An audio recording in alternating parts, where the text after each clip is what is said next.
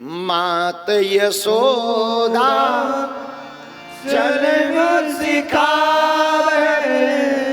माता यशोदा चलना सिखाती। ध्यान देना, माताएं जब बच्चों को चलना सिखाती हैं तो स्वयं तो उल्टी चलती हैं, पर बच्चों को सीधा चलना सिखा देती है। मानो हम आपको ये बताना चाहते हो, जिंदगी में ऐसा ही गुरु होता है, अपने शिष्यों को शिक्षा सीधी देता है पर स्वयं उल्टा चलता है।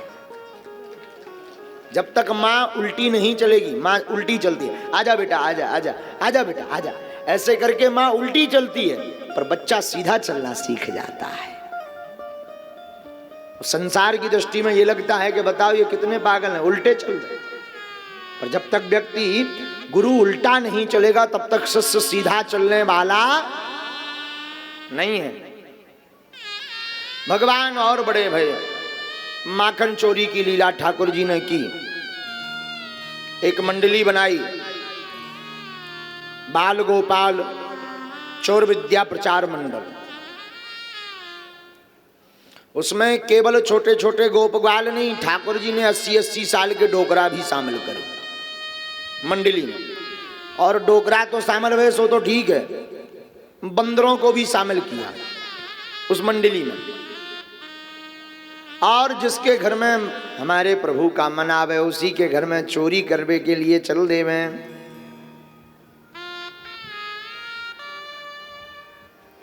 एक एक करके गोपियां शिकायत करती हैं, ठाकुर जी देख लेते कि ये गोपी ज्यादा शिकायत कर रही तो उसी के घर न्योता करने चली जाती।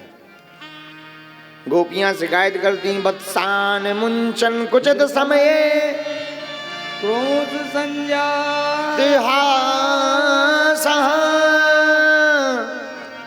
स्तेयम स्वादत्य दधीपया कल्पते स्तेयोगे मरकान भोक्षण विभजति सा चेन्नाति भाण्डं भिन्नति द्रव्यालाभे सगह कुपितो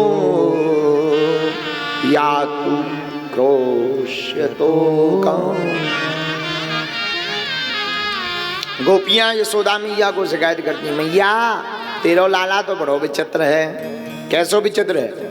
मैया ये मेरे घर पे जावे और बछड़ों को खोल दे। तो यशोदा मैया कहवे कि देखो भाई गोपियों, हमारे लाला की आदत है कि मैं अगर गाय दुहने जाऊं तो ये बछड़ा यही खोले। अरे मैया मैं गाय दुहने नहीं, दोपहर की बात बताऊं, ये दोपहर को ही खोल दे। हो मैया ये इतना विचित्र है कि ये दधी माखन तो चोरी करके खाए सो तो ठीक है, अच्छा खावे पीवे की चीजें को ना ही ना करे, खा ले भैया। आपुन तो खावे संग में मंडली को खवा देवे, चलो कोई बात नहीं, मंडली भूखी होगी मंडली को खवा दो, नो प्रॉब्लम। पर मंडली के साथ साथ जो ऐसो मंत्र जाने ऐसी सीटी बजावे कि बस सीटी के सुनते ही पूरे वृंदावन के बंदरा आ जाए, पूरे ब्रज के बंदरा आ जाए, उन बंदरन को खवावे।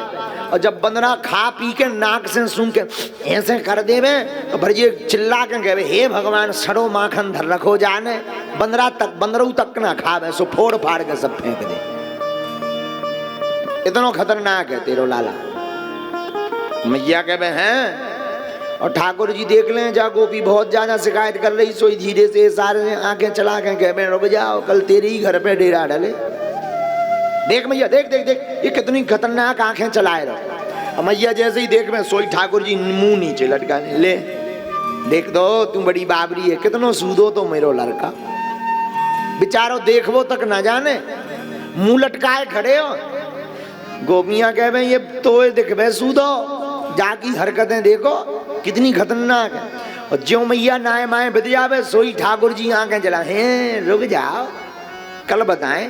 ऐसे सारे देख मैया देख देख कितनों कैसे सारो करवे। और ज्यों मैया देखवे सोई सोई मुंह लटका ले, ज्यादा कुछ कहवे सोई ठाकुर जी ने करो, हे भगवान ये सब तो मेरे लाला पे तुली हैं, ये सब मेरे लाला की शिकायत करवे आवे। पर शिकायत करने को कोनो और कारण नहीं भैया, ये गोपियां भी कोई साधारण नहीं है।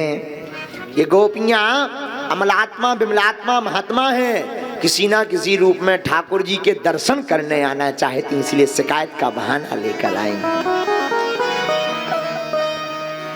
एक गोपी ने ज्यादा शिकायत करी, ठाकुर जी इशारों करके बोले कल तेरे ही घर पे डेरा डरे। हाँ, गोपी को तो पता था कि कन्हैया आएगा। मैया ने कहा जाको रंगे हाथ पकड़ो तब जाने। तो रंगे हाथ पकड़ने के लिए गोपी ने प्रयत्न किया तो पूरा माखन माए के भेज दिया। भगवान पीछे के रास्ते से खिड़की से उसके घर में भवन में प्रवेश भय, पूरे मंडल को लेके। वो गोपी ने क्या किया, पूरा माखन माए के भेज दिया, एक छिटाक नहीं रखा। ठाकुर जी ने पूरे कमरों में देखा, पूरे भवन में देखा, कहीं माखन नहीं दिखाई पड़ा। वो गोपी रसोई घर में खाना बना रही थी, पका रही थी।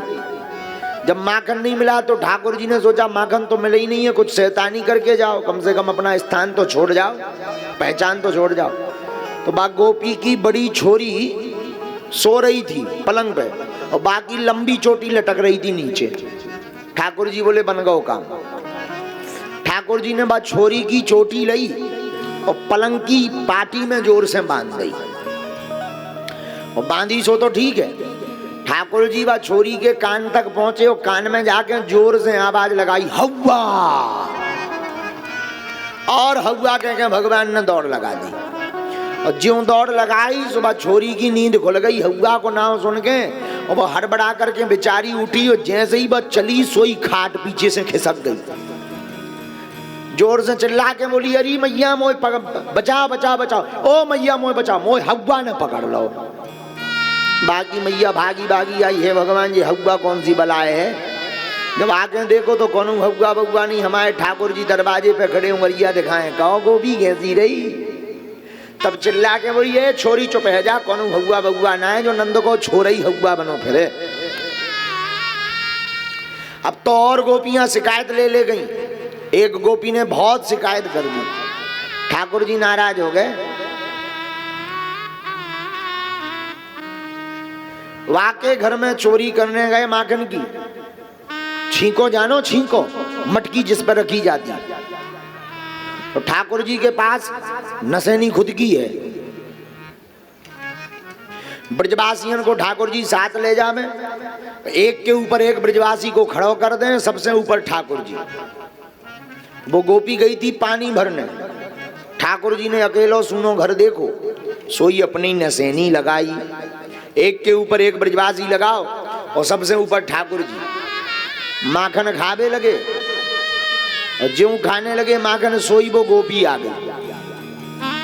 आई सो गोप ग्वाल तो भग गए, ठाकुर जी झूला झूलत पकड़े गए, छींके पे ही टंग गए। तो उस गोपी ने कहा कन्हैया जी बता जो कहा कर रहे हो। ठाकुर जी मुस्कुरा के बोले अबे तो झूला झूल रहे, अब नीचे उतारो पर वृतांत बता दो। गोपी बोली है नीचे उतारे तुम दौड़ लगा दोगे, रुक जाओ पहले मुझे दरवाजो बंद करेंगे। उबा ने नीचे ठाकुर जी को उतारा और कहा आज तो तुम रंगे हाथों पकड़े गए, आज तो मैया के पास लेके जाऊंगी।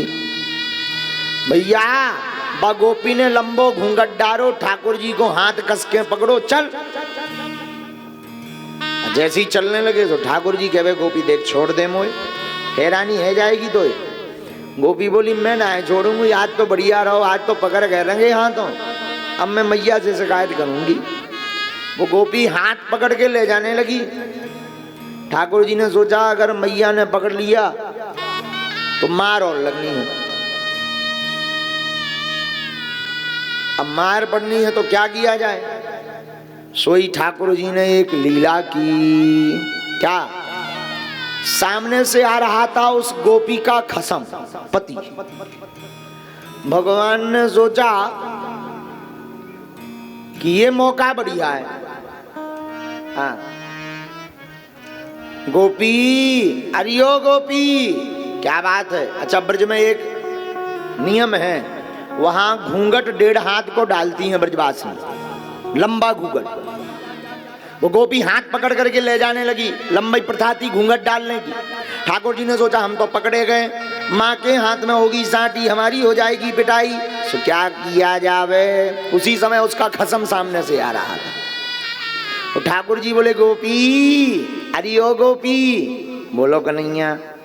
गोपी इस हाथ में बड़ा दर्द होने लगा, जरा दूसरा तो पकड़ लो, ये छोड़ दो, ठीक है। और जैसे ही उसने छोड़ा सोई ठाकुर जी ने दौड़ करके उसके पति का हाथ पकड़ा, इसके हाथ में पकड़ा दिया और उसने आवाज लगाई, ओ जसोदा मैया देख, तेरे लाला को रंगे हाथों पकड़ के लाए चोरी से।